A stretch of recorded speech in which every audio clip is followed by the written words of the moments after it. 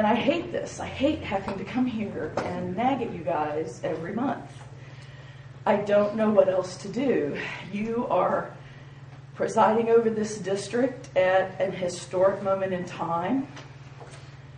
Since the 1970s, forward-thinking lawmakers have feared this day. Florida has run out of cheap, clean water. We're spending millions of dollars to try to figure out ways to fix what we let become broken. Our situation is so dire, and we've talked about this already, that I heard my neighbor say a prayer on Easter Sunday that God send us a hurricane or two this year. We're praying for a natural disaster to mitigate a man-made one, and I think that's just tragic. And I bet, you guys have a hard job because people don't want to be regulated, and people like me don't want our springs and rivers to dry up. We don't want our lakes to disappear. And you're asking yourself, what can we do? And I want to remind everyone that in the 1960s, scientists based mostly in Florida managed to put people on the moon and return them safely back to Earth in under 10 years. Yet now, in the 21st century, when tourism is our #1 industry and water is what makes Florida so great, we can't manage to set minimum flows and levels on our rivers and lakes in a 40-year time period. It just doesn't make any sense to me. And our time is running out. And this is very personal to me. It's messing with my way of life. I love my lifestyle. I love going out on the river. I love going in the springs. I'm a full-time cave diver. And when the springs brown out, we can't do what we do. And me and my colleagues spend hundreds of thousands of dollars coming to this part of the world to go diving. When the springs are brown, we won't come here. My neighbor kids can't go swimming at Blue Springs this summer because an inch or so of rain combined with land clearing upstream from it caused the spring to brown out Bronson's favorite swimming hole. It's going to cost Levy County about $20,000 in revenue if it doesn't start flowing again.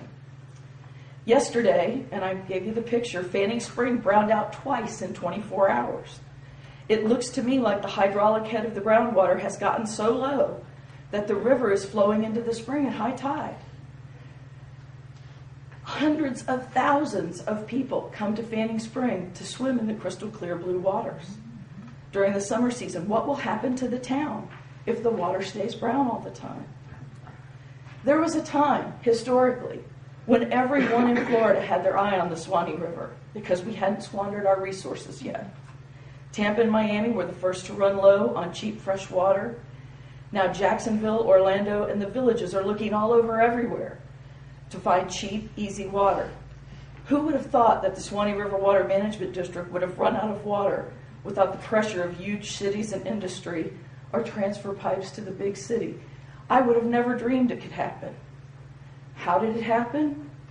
The answer is we do not know.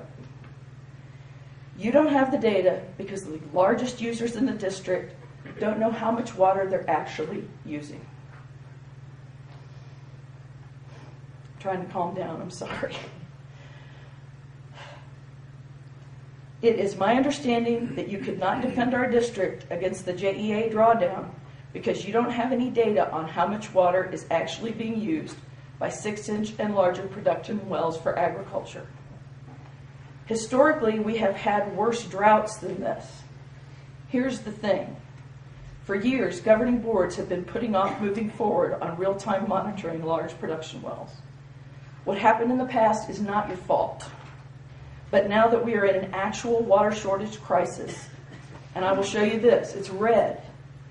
We are in trouble. It's like this red, we're going to be on fire because we're not getting rain. There's a lot of reasons. It's not just the drought. We've drained wetlands, we've altered the face of the planet.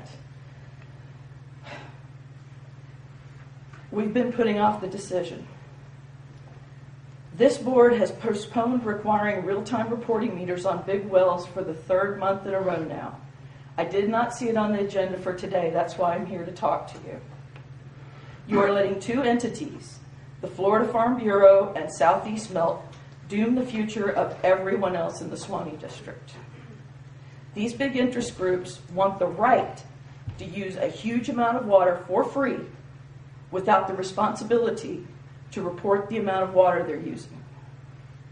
Without this data, there is no way that the experts here at the district can plan for future water use or protect the rights of current water users, including existing ag users.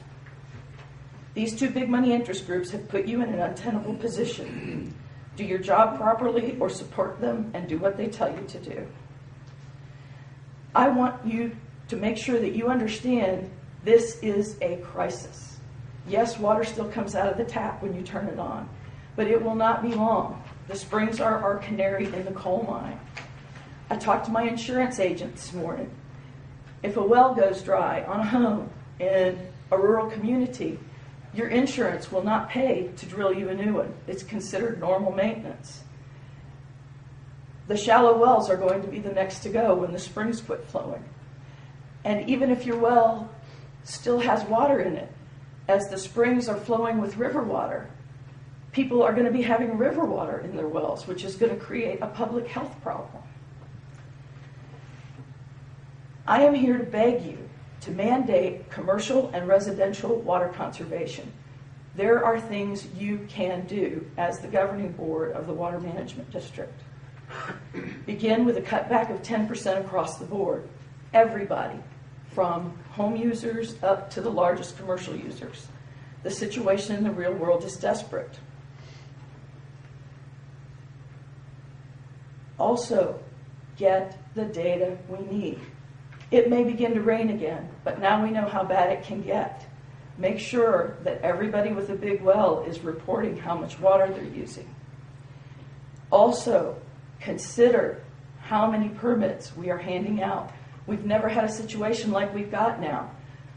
We have more water permits than ever, more wells in the ground than ever, and more political pressure than ever to continue to hand out new well permits.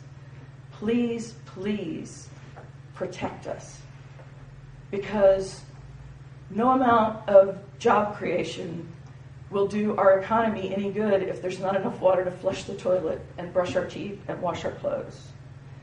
Thank you very much. I appreciate giving me your time.